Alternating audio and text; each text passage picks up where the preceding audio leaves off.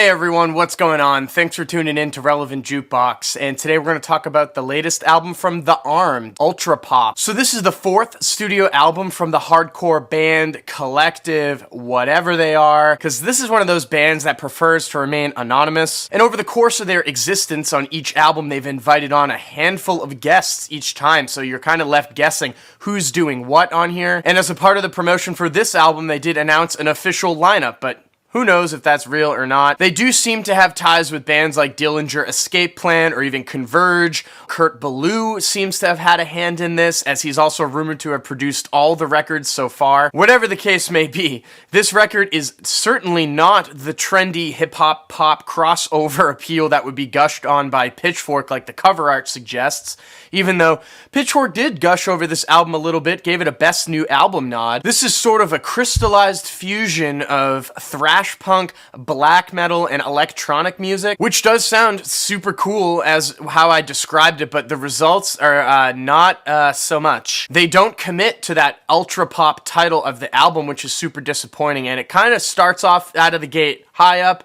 and then just falls off of a cliff front to back. And I do understand this does not have to be a pop album in any way, but without any of those elements added in, the results just become extremely uninteresting. The title track, which also opens up the album, is pretty much the only one on here that really branches out and strives to reach for that ULTRAPOP title and fuses elements of like noise, electronic music with pop harmonies. It definitely has some early fuck buttons vibes going on in those synthesizers. It also has this pretty captivating build to it that kind of sways back and forth as all these layers of noise keep getting added in. However, it really falsely advertises what happens on the rest of this record and seems like it would be more like there was an emphasis on melody, especially in the vocal department, but just none of that happens, really. The only other song on here that comes close to that is An Iteration, which also has a lot of You'll Know Us by the Trail of Dead vibes going on, especially in the guitars and those chord progressions. And I do prefer that the vocals sit a lot more present in the mix on this track and has a somewhat memorable chorus. Outside of those tracks that I mentioned, though, everything else on here from track to track is a pretty generic sounding fusion of thrash punk and black metal that has a really rough recording. I guess you could say they were probably shooting more for like a raw in the moment sound, like magic that might have been captured on Jane Doe from Converge or something like that, but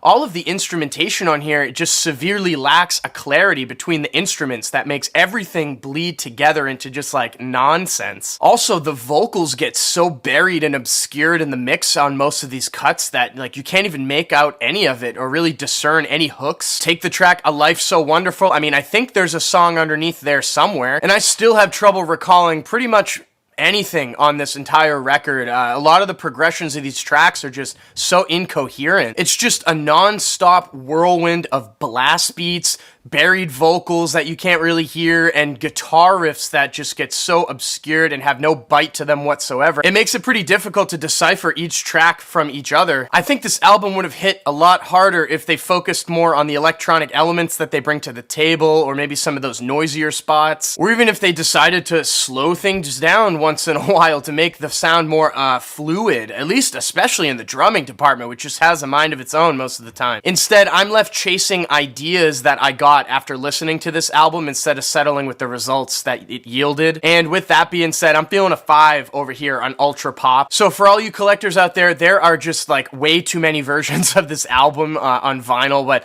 I'm gonna have links down below to their Hello Merch web store so you can grab the latest release of it. And if you have listened to ULTRAPOP already, what did you guys think about it? Let me know in the comment section down below. And as always, thank you so much for watching. Make sure to like and share, and if you want more content from me, hit that subscribe button. Peace.